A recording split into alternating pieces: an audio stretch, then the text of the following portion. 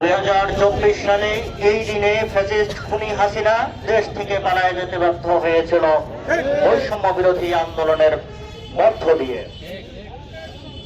জুলাই গণঅভ্যুত্থানের পরবর্তী সময়ে আমরা চিন্তা করেছিলাম বিগত সময়ে যে ফ্যাসিস্ট রেজিমের যে দমন এবং পীড়ন ছিল এটা মনে হয় বন্ধ হয়ে যাবে, কিন্তু 2026 সালের 12 ফেব্রুয়ারি নির্বাচনের মধ্য দিয়ে বিগত ফ্যাসিস্ট আওয়ামী রেজিমের যে চরিত্র ছিল সেই চরিত্রটাই নতুন করে আমরা দেখতে পাচ্ছি। নতুন করে বাংলাদেশের বিখ্যাত মুফাসসিরে কুরআন আল্লামা দেলোয়ার হোসেন সাঈদীর ছবিতে জুতা নিক্ষেপ করা হচ্ছে, লাথি মারা হচ্ছে। বাংলাদেশের জনগণের মুখপাত্র ছিল, প্রিয় মানুষ ছিল আল্লামা দেলোয়ার হোসেন সাঈদী। তার উপরে কোন অপমান বাংলাদেশের আপামর জনতা কখনো মেনে নেবে না। দেলোয়ার হোসেন সাঈদী শুধু জামাত ইসলামের নয়, আপনাদের বিএনপির যারা নেতৃত্ব ছিল, যারা জীবন দিয়েছে, তারাও দেলোয়ার হোসেন সাঈদীকে ভালোবাসত।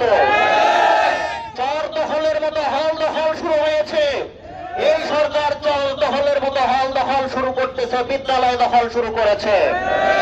তাদেরকে স্পষ্ট করে বলে দিতে চাই, বিগত আওয়ামী রেজিমের চরিত্র যদি আপনারা দেখাতে চান, তাহলে বিগত 5 আগস্টে যে চরিত্র আমরা দেখিয়েছি, বাংলাদেশের জনগণ যে চরিত্র দেখিয়েছে সেই চরিত্র আপনারা দেখবেন।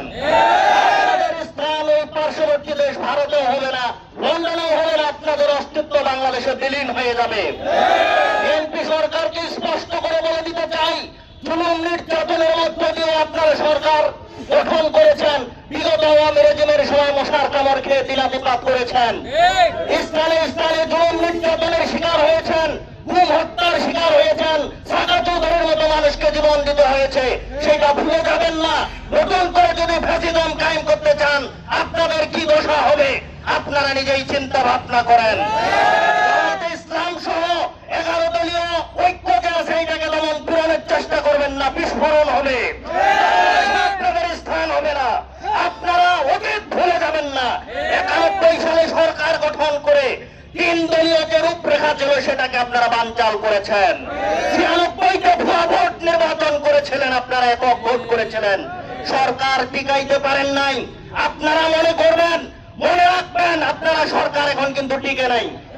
বিরোধী দলীয় সরকার টিকায় রেখেছে, আপনাদেরকে টিকায় রেখেছে বলে আপনারা সরকারে আছেন, হুমকি দামকি দিচ্ছেন।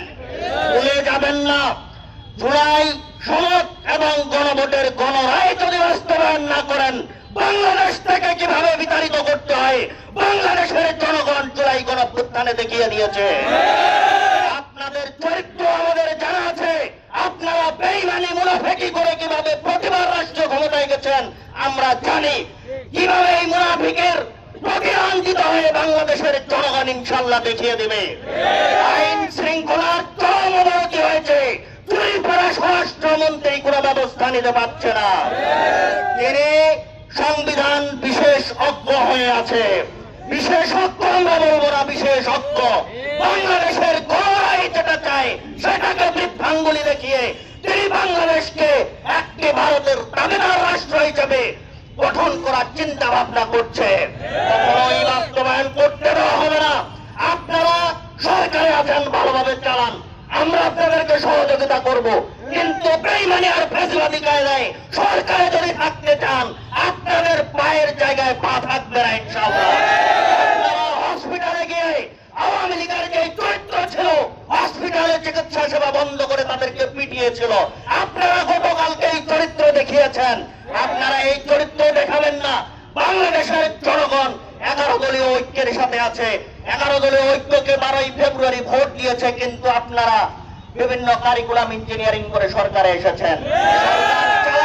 আমরা সহযোগিতা করব, কিন্তু বেঈমানি আর ফ্যাসিবাদী কায়দায় নয়। এই বলে আমি আমার বক্তব্য শেষ করলাম, সবার দীর্ঘায়ু কামনা করে। আসসালামু আলাইকুম ওয়া রাহমাতুল্লাহ।